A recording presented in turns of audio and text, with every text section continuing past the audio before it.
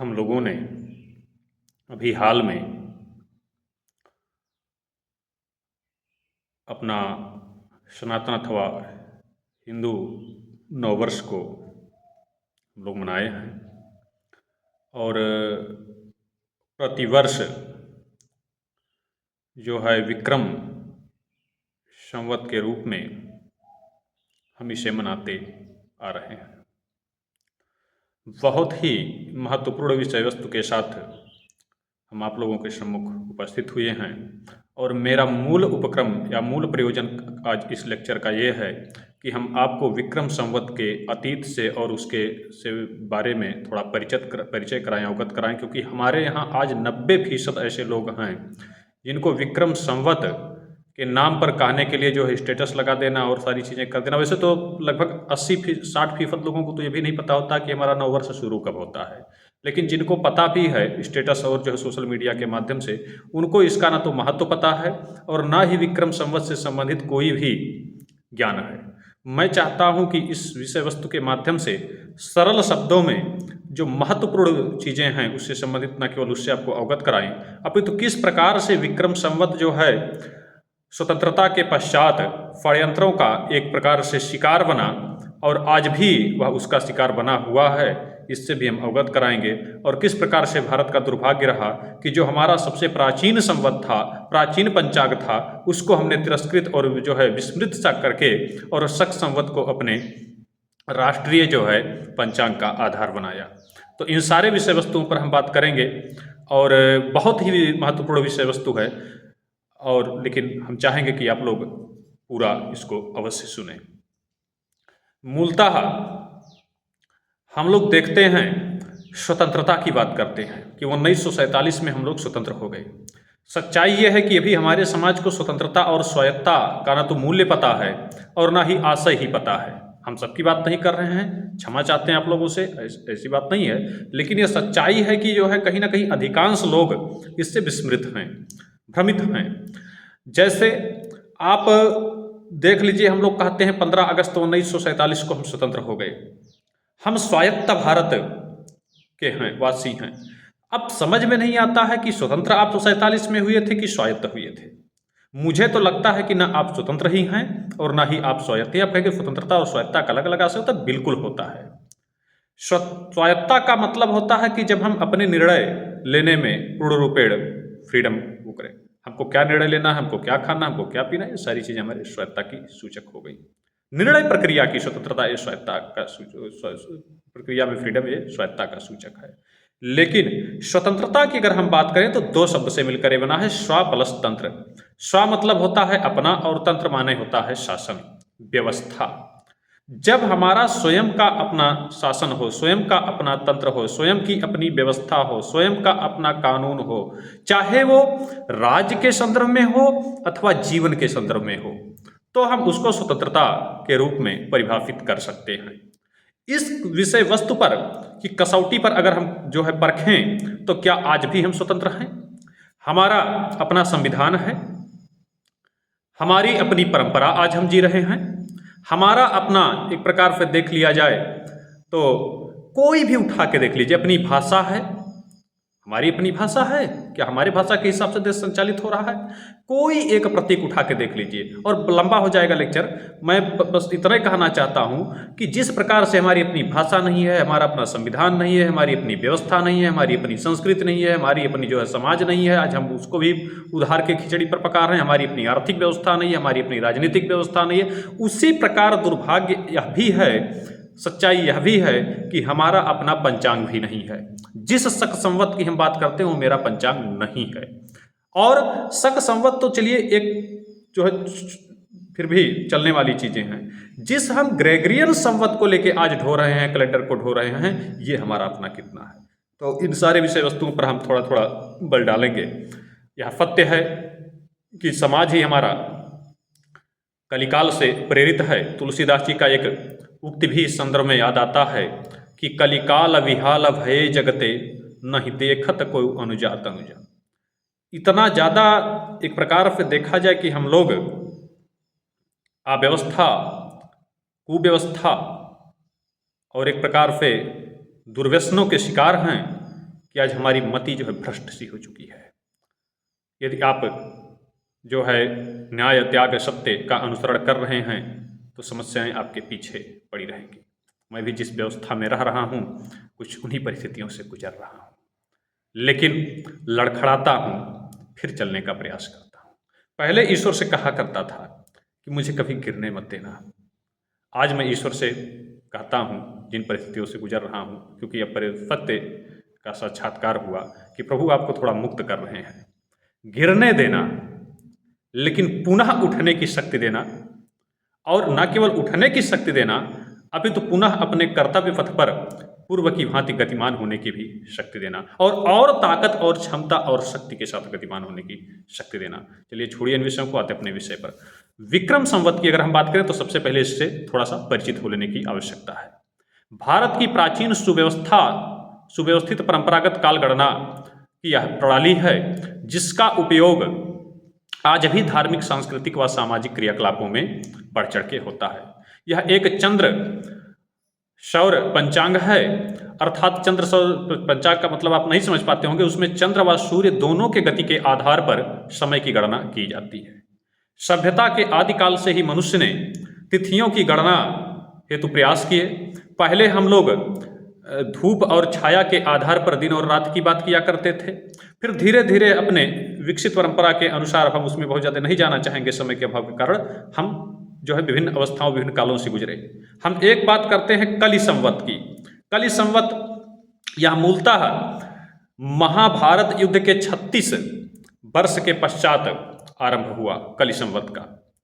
और आरंभ कहाँ से होता है? भगवान श्री कृष्ण का जिस दिन एक प्रकार से हम कहें दिवंगत होते हैं, उसी दिन वैकुंठवास करते हैं, उसी दिन से कलि संवत का प्रारंभ माना जाता है। अगर हम ईसा से बात करें, ईसा पूर्व से, तो लगभग 3179 साल पूर्व ईस्वी से इसका प्रारंभ माना जाता है। तो इस प्रकार से गणना का जो इतिहास है वह बहुत प्राचीन है। अपना पंचांग का इतिहास बहुत प्राचीन है। हम बात करेंगे विक्रम संवत से, इसकी प्राचीनता पर हम नहीं जाना चाहेंगे। अगर हम विक्रम संवत के इतिहास की बात करें तो इसके संस्थापक महाराजा विक्रमादित्य माने जाते हैं, जो चंद्रगुप्त विक्रमादित्य के नाम से इतिहास में प्रचलित हैं। समय इसका 57 ईसा पूर्व माना जाता है। इस पर भी बहुत ज़्यादा भ्रम की स्थितियाँ उत्पन्न करने का प्रयास किया गया, लेकिन और बात किया जाए कि क्यों आखिर इसे लाया गया, तो मूलतः कई शक शासकों पर सामूहिक विजय के उपक्रम में लगभग 95 शक शासकों को बताया जाता है कि एक साथ इन्होंने जो है युद्ध में पराजित किया था।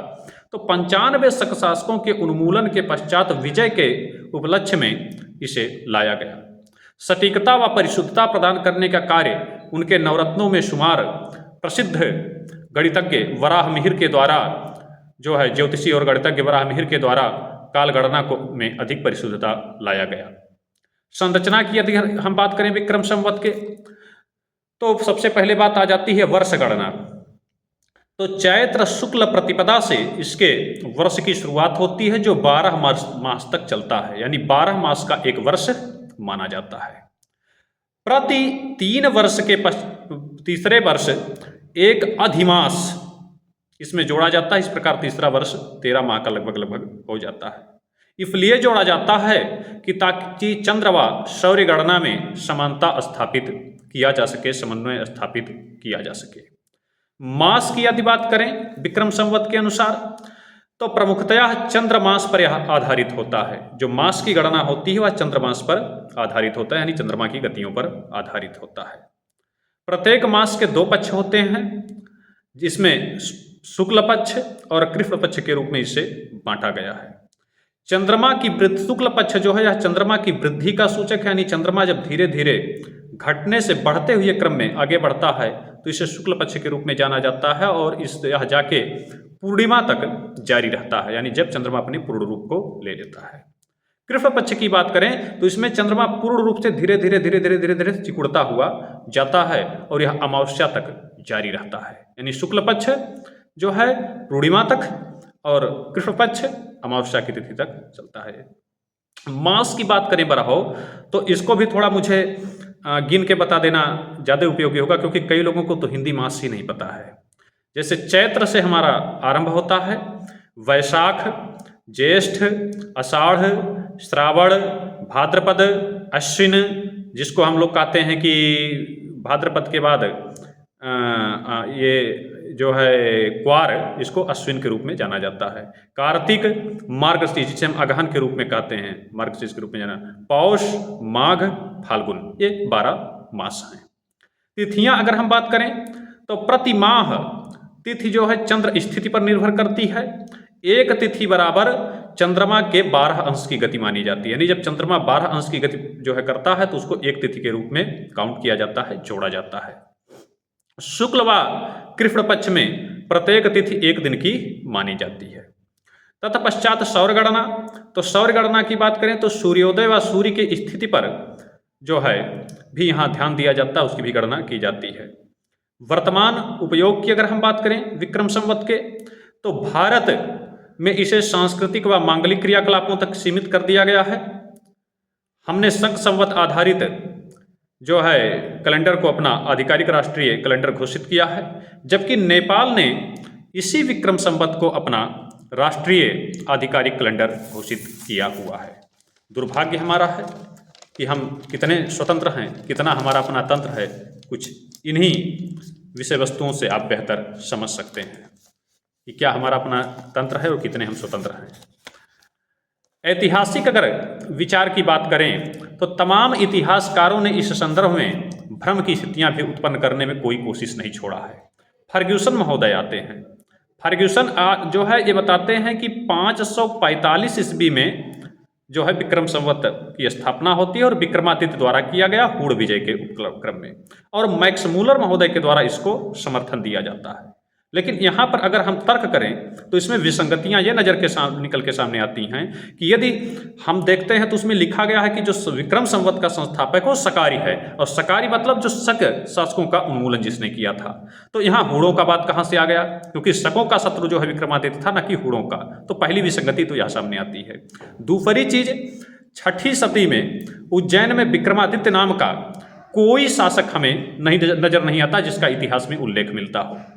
कनिंघम फिर उसके बाद तर्क देते हैं। कनिंघम के अगर हम तर्क को देखें तो ये मानते हैं कि कनिष्क जो है इसके संस्थापक हैं, यानी विक्रम संवत की स्थापना का श्रेय कनिंघम महोदय कनिष्क को देते हैं, और फ्लीट महोदय द्वारा इसका समर्थन किया जाता है। यहाँ पर अगर हम देखें इसमें विसंगतियों को, तो तर्क के आधार पर इसमें तमाम विसंगतियाँ नजर आती हैं। जैसे यदि हम कनिष्क को देखें, उसकी ऐतिहासिकता को देखें, तो वह प्रथम सदी से जुड़ा हुआ विचारक है, और उसके बारे में बताया जाता है कि 78 ईस्वी में उसके द्वारा एक संवत, एक पंचांग जारी किया गया था, जिसे हम शक संवत के नाम से जानते हैं, ना कि जो है विक्रम संवत के नाम से। तो यहाँ कनिंघम के तर्क एकदम बेहुदे प्रतीत होते हैं। और अगर हम शक संवत की बात करें तो यह 57 ईसा पूर्व का है, जबकि जो है कनिष्क का कहीं औचित्य ही देखने के लिए नहीं मिलता, क्योंकि यह एक प्रथम सदी के बाद आता है और यह 57 ईसा पूर्व की बात मैं कर रहा हूं। तो जाहिर सी बात है, ये तर्क अपने आप में कोरे दिखाई देते हैं। और साथ ही साथ अगर हम स्थान से भी इसकी तुलना करें तो विक्रम संवत से प्राप्त जितने भी अभिलेख हैं उनमें दक्षिण पूर्व भारत और लगभग मध्य भारत से मिलते हैं, जहां पर कनिष्क का कभी शासन ही नहीं रहा था। तो यह भी एक प्रकार से इनकी अधकचरे ज्ञान की पराकाष्ठा इसमें दिखती है। लगभग सदियों से भारतीय संस्कृति का प्रामाणिक आधार होने के बावजूद राष्ट्रीय पंचांग के रूप में स्वीकार न किया जाना कहीं न कहीं आज अगर हम देखें तो दुर्भाग्यपूर्ण है। जिस प्रकार से सदियों तक विक्रम संवत ने, पंचांग ने हम लोगों का मार्गदर्शन किया, इस भारतवर्ष की धरा का मार्गदर्शन किया, लोगों का मार्गदर्शन किया, और स्वतंत्र, अब मैं फिर स्वतंत्रता शब्द का प्रयोग भी नहीं कर सकता हूं। भाई किस चीज़ के स्वतंत्र? अपनी तंत्र, अपना व्यवस्था, यही स्वतंत्रता है। तो कौन सा आपका तंत्र है? ना आपकी भाषा है, ना आपका पंचांग है, ना आपका जो है रीति है, ना आपका समाज है, ना आपकी संस्कृति। कौन सी स्वतंत्रता? लेकिन चलिए हम एक गणना मान लें, 1547 के बाद जिस जो है देश को हमने रचा गढ़ा, वहां पर भी हमने इसको कोई महत्व नहीं दिया। देश की जो है सत्ता पश्चात औपनिवेशिक सत्ता में हिंदू शब्द ही पाप बन गया, जो आज भी उसी दृष्टि से देखा जाता है। आज भी हिंदू होना अपने आप में पाप ही है। हिंदू परंपरा से जुड़ा होने के कारण सांप्रदायिकता की संकुचित परिधि में कहीं न कहीं इस विक्रम संवत को भी बांध दिया गया और उसकी वो भेंट चढ़ गया। मध्य प्रदेश सरकार के द्वारा प्रथम बार नववर्ष के रूप में चैत्र प्रतिपदा के जो है प्रथम दिन को अवकाश के रूप में घोषित जब किया गया तो पूरे भारत में कहा गया है तो सेकुलरिज्म को बड़ा भारी खतरा हो रहा है और दुनिया भर के हायतोबा मचाए गए। किंतु ज्ञातव्य हो कि केरल सरकार द्वारा चिंगम के प्रथम दिन को, अब चिंगम क्या आप जाके खोजिएगा, मेरे पास समय नहीं है, चिंगम के प्रथम दिन को राज्य भर में अवकाश के रूप में जब घोषित किया जाता है तो वहां सेकुलरिज्म खतरे में नहीं पड़ता है। ये हमारे यहाँ सेकुलरिज्म की परिभाषाएं हैं विद्वतों की, विद्वत पुरुषों की। थोड़ा सा जिस ग्रेगरियन कैलेंडर को आज हम लोग इतना बढ़ चढ़ के उपयोग में ला रहे हैं, इसके भी इतिहास को हम देख लें, इसके भी बारे में थोड़ा सा जान लें कि विक्रम संवत कहाँ तक सांप्रदायिक है और ग्रेगरियन कैलेंडर कहाँ तक नॉन सांप्रदायिक है, कहाँ तक ये सेकुलर है। ग्रेगरियन संवत को प्रवर्तित करने का कार्य जो है मूलतः पोप ग्रेगरी 13वें ने किया था, जिसका समय 1582 ईस्वी हुआ करता था, जो पोप के धर्माज्ञा से लागू किया गया था। आपको जानने की आवश्यकता किसी शासक की आज्ञा से लागू नहीं किया गया था, ये पोप के धर्माज्ञा से लागू किया गया था 1582 ईस्वी में, और उस समय पोप हुआ करते थे ग्रेगरी 13वें। उन्हीं के नाम पर इस कैलेंडर को ग्रेगरियन कैलेंडर के नाम से जाना जाता है, जिसे आज हम ईसाई कैलेंडर के रूप में देखते हैं। प्रारंभ में पश्चिमी देशों में भी इसका विरोध हुआ, तमाम उसमें कैथोलिक और प्रोटेस्टेंट ईसाइयों ने, किसी ने कहा कि भैया इस आधार पर आपस में भी इसका अच्छा खासा विरोध चला, नौटंकी चली। ब्रिटेन ने 1752 में जाके इसे स्वीकृति दिया, यानी लगभग 170 वर्ष के प्रतिरोध के पश्चात ब्रिटेन में इसे स्वीकृति मिली। स्वीडन की अगर हम बात करें तो 171 वर्षों के प्रतिरोध के पश्चात 1753 में इसे स्वीकृति मिली। फ्रांस ने 1793 में इसका परित्याग किया स्वीकृति देने के पश्चात, और फिर जाके 1805 ईस्वी में इसे पुनः स्वीकार किया। तो जिसके स्वीकृति के संदर्भ में पश्चिम में ही इतने गंभीर प्रश्न खड़े किए गए हों, उसको हम लोगों ने बिना किसी प्रश्न के और बाकायदा आज भी उपयोग में हम ला रहे हैं, आज भी हम उपयोग में ला रहे हैं, और वो सेकुलर कैलेंडर है, वो धार्मिक कैलेंडर नहीं है। अब अगर हम विक्रम संवत को उससे जोड़ें, विक्रम संवत को उसके जोड़े ग्रेगरियन कैलेंडर के पश्चात, अगर हम प्रश्न करें तथाकथित जो धर्म निरपेक्षता का कैलेंडर जिसे माना जाता है ग्रेगरियन कैलेंडर को, उसकी अगर हम हिंदू पंचांग यानी विक्रम कैलेंडर के साथ, विक्रम पंचांग के साथ तुलना करें तो विक्रम पंचांग मूलतः राष्ट्रीय विजय को अनुष्ठानित करने का एक प्रकार से हम कहा जाए एक शासक द्वारा प्रवर्तित पंचांग है, यानी अपने राष्ट्रीय विजय को अनुष्ठानित करने के लिए एक शासक के द्वारा जो है प्रवर्तित एक पंचांग हमारा विक्रम संवत है। जब 95 शासकों को मैंने बताया राजाओं का दमन करके भारत को विदेशी दासता से मुक्ति दिलाने के उपलक्ष्य में इसको लागू किया गया, और एक शासक के द्वारा लागू किया गया, यहाँ कोई धर्मगुरु कोई वो नहीं है। भारत में संवत प्रवर्तित होने के उपक्रम में अगर हम देखें तो इस हेतु ऐसे ही नहीं है कि कोई भी राजा आवे और वो कहते कि भैया हमको जो है संवत चलाना और संवत शुरू हो जाएगा।